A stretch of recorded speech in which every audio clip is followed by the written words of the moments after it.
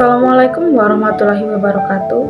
Halo Bapak Noer Manza, selaku dosen pengampu Bahasa Indonesia. Dan halo semuanya yang sedang menonton video saya kali ini. Perkenalkan, saya Resti Angelina dengan NVM D1A024014 dari program studi S1 Kesejahteraan Sosial, Fakultas Ilmu Sosial dan Ilmu Politik. Tujuan saya membuat video kali ini untuk memenuhi tugas ujian akhir semester. Pertemuan pertama, hakikat dan perkembangan bahasa Indonesia. Hakikat bahasa Indonesia adalah bahasa resmi dari bahasa Melayu. Dan bahasa Indonesia adalah diresmikan sebagai bahasa nasional setelah Proklamasi Kemerdekaan Indonesia pada tanggal 18 Agustus 1945. Bahasa Indonesia berfungsi sebagai alat komunikasi kedua bagi sebagian warga Indonesia. Kedudukan dan fungsi bahasa Indonesia yaitu ada dua. Satu, kedudukan bahasa Indonesia sebagai bahasa nasional. Fungsinya sebagai lambang negara, kebangsaan, lambang identitas nasional, alat penghubung antar warga daerah dan budaya, serta menjadi alat pengembang kebudayaan dan iptek. Yang kedua, kedudukan bahasa Indonesia sebagai bahasa negara. Fungsinya sebagai bahasa resmi negara, bahasa pengantar pendidikan, dan alat penghubung nasional. Perkembangan bahasa Indonesia terjadi dalam dua rentetan, yaitu sebelum Indonesia merdeka dan sesudah Indonesia merdeka. Sebelum Indonesia merdeka, 1. Abad ke-7 Masehi dengan penemuan prasasti berbahasa Melayu kuno pada Kerajaan Sriwijaya. 2. 901 Masehi dilakukan penyempurnaan ejaan berbagai nama dan bentuk dalam peraturan ejaan bahasa Melayu. Yang ketiga, 28 Oktober 1928, Kongres Pemuda II berikrar dalam Sumpah Pemuda melahirkan Sumpah Pemuda. 4. Tahun 1938, Kongres Bahasa Indonesia disarankan menjadi ejaan internasional. B. Sesudah Indonesia merdeka. Terjadi 14 perkembangan diantaranya.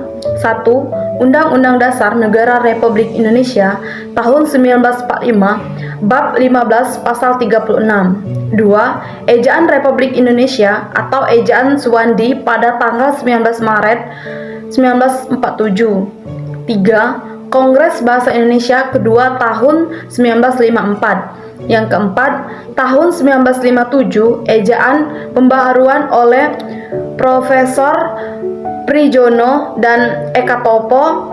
Yang kelima, ejaan Melindo tahun 1959. 6. Ejaan Bahasa dan Kesastraan tahun 1968. Yang ketujuh, Lembaga Bahasa dan Kesastraan tahun 1968. 8. Tahun 1975 menjadi pusat pembinaan dan pengembangan bahasa secara penyeluruh.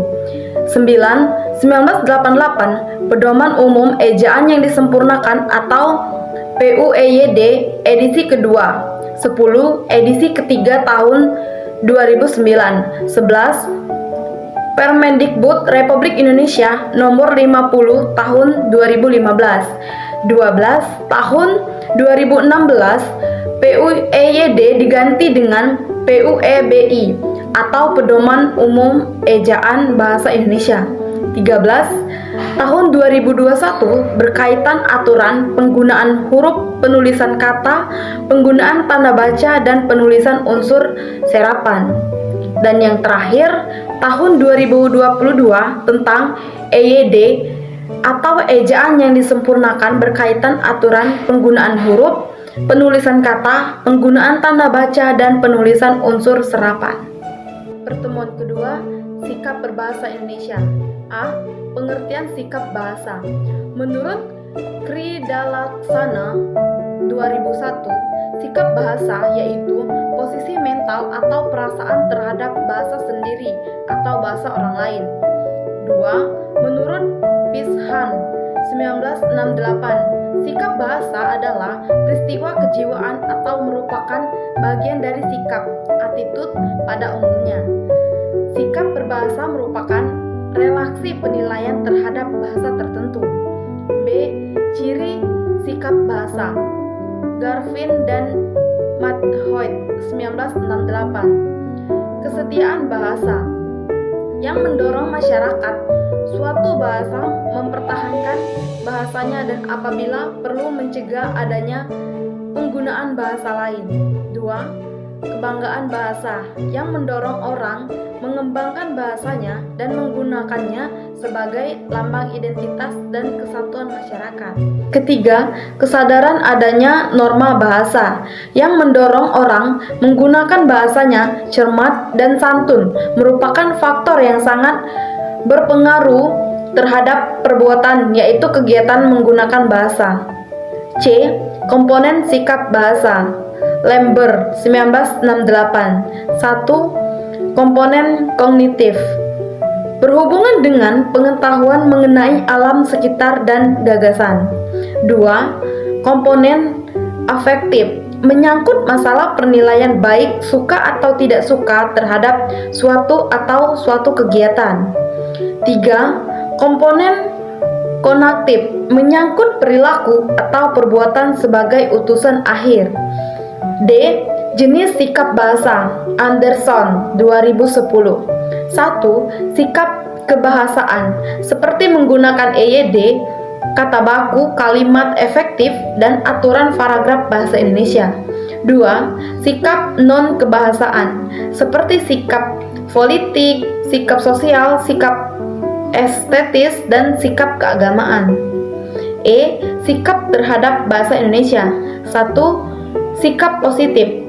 Selalu berhati-hati menggunakan bahasa, tidak merasa senang melihat orang memakai bahasanya secara serangan, memperingatkan dan mengoreksi pemakai bahasa lain kalau ternyata membuat kekeliruan. Yang kedua, sikap negatif. A. Bangga memperlihatkan atau kemahirannya berbahasa Inggris meskipun penggunaan bahasa Indonesianya masih kurang. B. Merasa dirinya lebih pandai daripada orang lain. C. Merasa malu apabila tidak menguasai bahasa asing, tetapi tidak pernah merasa malu apabila tidak menguasai bahasa Indonesia. Dan yang terakhir, menganggap remeh bahasa Indonesia dan tidak mau mempelajarinya. Pertemuan ketiga, teks dalam kehidupan akademik untuk penanaman nilai dan hakikat bahasa Indonesia sebagai penghela ilmu pengetahuan. 1. Bentuk tulisan secara umum. A. Prosa. Prosa terbagi menjadi dua. Yang pertama, prosa fiksi adalah karya sastra yang berbentuk cerita, rekanan, atau khayalan dari pengarang, contoh novel, cerpen, dongeng, dan lain-lain. 2. Prosa non-fiksi atau tulisan akademik, karya tulis ilmiah. Prosa non-fiksi adalah karangan berisi hal-hal yang berupa informasi faktual atau kenyataan yang berdasarkan pengamatan pengarang. Prosa non-fiksi menghasilkan dua karya, yaitu yang pertama, hasil karya pustaka. Kajian pustaka adalah kumpulan teori yang didapatkan dari berbagai macam sumber yang akan digunakan sebagai bahan rujukan dalam melakukan kegiatan penelitian atau membuat karya tulis ilmiah. Contoh, makalah, artikel, berita, biografi, dan lain-lain. B. Hasil dari proses penelitian. Hasil penelitian karya ilmiah ini biasanya dilakukan oleh seseorang atau kelompok orang dengan mematuhi kaidah atau etika keilmuan yang berlaku. Contoh, lapor hasil penelitian, skripsi, tesis, dan lain-lain. B. Puisi. 1. Puisi lama adalah jenis dari karya sastra puisi yang diciptakan oleh nenek moyang sejak zaman dahulu. Dalam puisi lama biasanya terkait pada baris, bait, rima, irama, belum berpengaruh oleh budaya asing dan terkait oleh berbagai aturan, contoh mantra, pantun, dan lain-lain. 2. Puisi baru adalah jenis puisi yang tidak terlalu terkait kepada ketentuan atau lebih bebas bila dibandingkan dengan puisi lama. Contoh, ode, epigram, romansa, dan yang lain-lain. C. Drama. Drama adalah genre karya sastra yang menggambarkan kehidupan manusia dengan gerak. Drama menggambarkan realita kehidupan, watak, serta tingkah laku manusia melalui peran dan dialog yang dipentaskan. Contoh: komedi, opera, tablo, dan lain-lain. 2. Tulisan akademik adalah jenis tulisan yang mengkaji suatu permasalahan yang dilakukan melalui proses penelitian atau proses kajian pustaka dengan menggunakan bahasa baku dan metode ilmiah atau sains-fisik yang dapat diterima dalam lingkungan akademik. B. Bentuk tulisan ilmiah. 1. Hasil kajian pustaka. Kajian pustaka merupakan bacaan yang sudah pernah dibaca atau dianalisis, baik yang sudah dipubliskan maupun koleksi pribadi. 2. Hasil dari proses penelitian. Contoh: laporan hasil penelitian D1 sampai D3, skripsi, tesis, artikel, jurnal, dan lain-lain. C. Sistematika tulisan ilmiah. 1. Hasil kajian pustaka. 2. Hasil dari proses penelitian. Pertemuan 4. Menjelajahi dunia pustaka dari berbagai sumber referensi digital. Beberapa sumber dunia pustaka dari berbagai sumber referensi digital yaitu: 1. Ipusnas adalah aplikasi perpustakaan digital yang dipersembahkan oleh Perpustakaan Nasional yang bertujuan untuk memudahkan masyarakat dalam mengakses semua bahan bacaan dengan menggunakan telepon genggam. 2. PDF Drive adalah aplikasi menarik yang membantu Anda mencari, membaca, dan mengunduh ratusan buku dalam format PDF langsung dari ponsel Android. 3. Mendeley adalah aplikasi yang digunakan untuk mengelola referensi dan dokumen akademik serta membuat sitasi dan daftar pustaka. Mendeley dapat digunakan untuk: 1. Mengumpulkan, mengorganisir, dan berbagai referensi dan dokumen akademik secara online. 2. Mencari referensi ilmiah seperti jurnal, proceeding, buku, dan artikel di berbagai website. 3. Membuat sitasi secara otomatis di lembar kerja. 4. Berkolaborasi dengan penelitian lain secara online. 5. Penemuan publikasi penelitian terakhir. Ada 2 jenis Mendeley, yaitu Mendeley Desktop dan Mendeley Referensi Manager. Kedua program ini sama-sama berfungsi sebagai citation dan referensi manager yang digunakan untuk mengelola referensi. Pertemuan 5. Presentasi ilmiah. Hakikat presentasi ilmiah merupakan keterampilan berbicara atau komunikasi secara lisan di depan umum untuk menyampaikan gagasan atau pendapat dari hasil penemuan penelitian, pemikiran kritis, atau informasi dalam dunia akademik dan pendidikan untuk mengubah perilaku individu lain. 2. Berdasarkan pengertian di atas, terdapat 3 komponen dasar dari sebuah komunikasi yang memberi saran. Yang pertama, komunikator, media yang digunakan, dan penerima pesan. 3. Presentasi yang hebat terjadi apabila audiens memahami pesan yang disampaikan oleh komunikator melalui pemilihan media yang tepat. 4. Presentasi yang luar biasa terjadi apabila audiens dapat merubah meyakinkan atas pengaruh komunikator melalui media yang ditampilkan.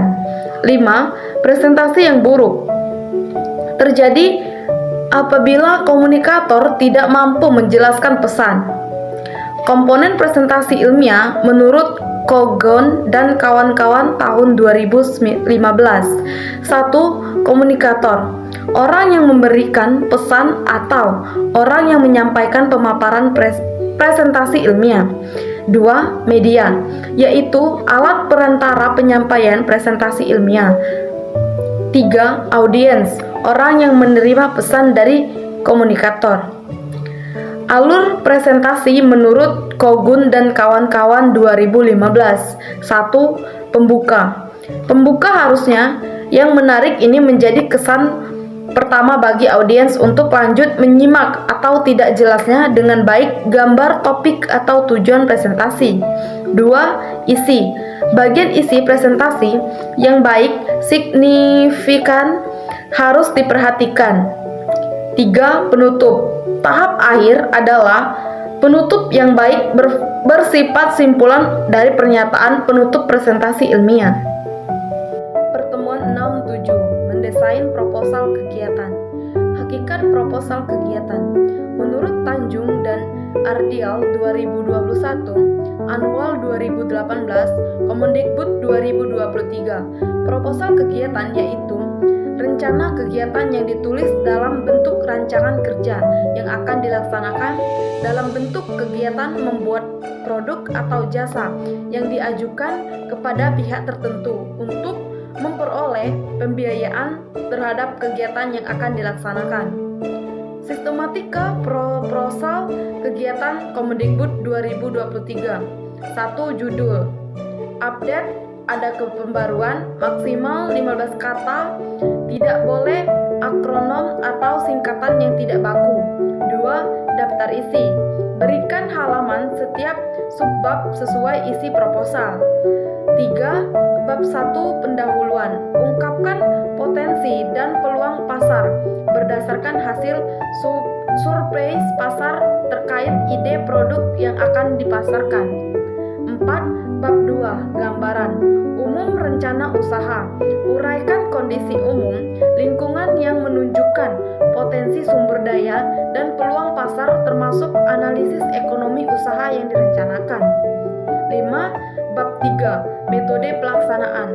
Uraikan teknik atau cara produk komoditas usaha, mengemas dan memasarkan sekaligus tahapan pekerja dalam pencapaian tujuan program. 6. Bab 4 biaya dan jadwal kegiatan.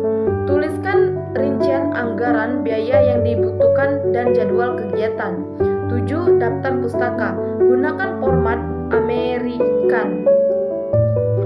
Pertemuan 10.11. Mendesain proposal penelitian adalah langkah awal dalam proses penelitian yang bertujuan untuk merencanakan dan menyusun kerangka penelitian secara sistematis. Berikut adalah langkah-langkah utama dalam mendesain proposal penelitian. 1. Judul penelitian. Harus spesifik, jelas, dan mencerminkan fokus penelitian. 2. Latar belakang. Jelaskan alasan memilih topik penelitian, termasuk referensi dan urgensi masalah yang akan diteliti. Gunakan data atau literatur yang mendukung. 3. Rumusan masalah. Formulasikan masalah penelitian dalam bentuk pertanyaan atau pernyataan yang ingin dijawab. 4. Tujuan penelitian. Jelaskan apa yang ingin dicapai melalui penelitian. 5. Manfaat penelitian. Sebutkan manfaat penelitian baik secara teoris maupun praktis. 6. Tinjauan pustaka. Jelaskan teori, konsep, atau penelitian sebelumnya yang relevan untuk mendukung penelitian.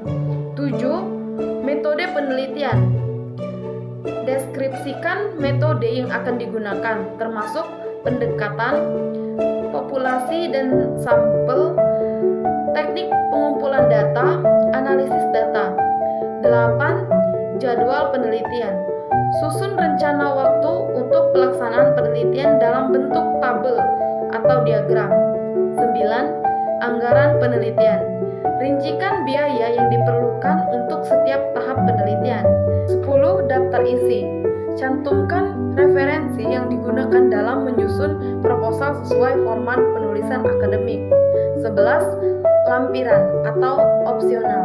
Tambahkan dokumen pendukung seperti instrumen penelitian atau tabel tambahan.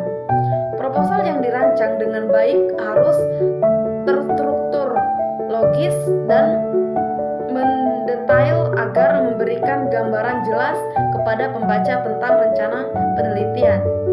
Pertemuan 12-15 melaporkan dan mempresentasikan hasil penelitian. Melaporkan dan mempresentasikan hasil penelitian adalah tahap akhir dari proses penelitian di mana penelitian menyampaikan temuan atau analisis dan kesimpulan kepada audiens.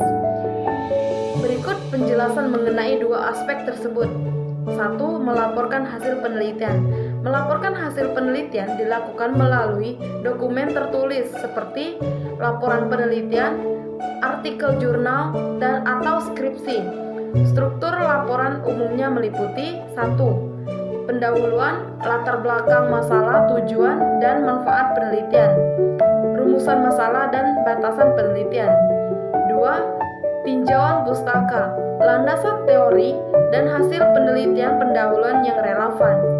3. Metode penelitian, penjelasan tentang pendekatan desain, sampel, teknik pengumpulan data, dan analisis data.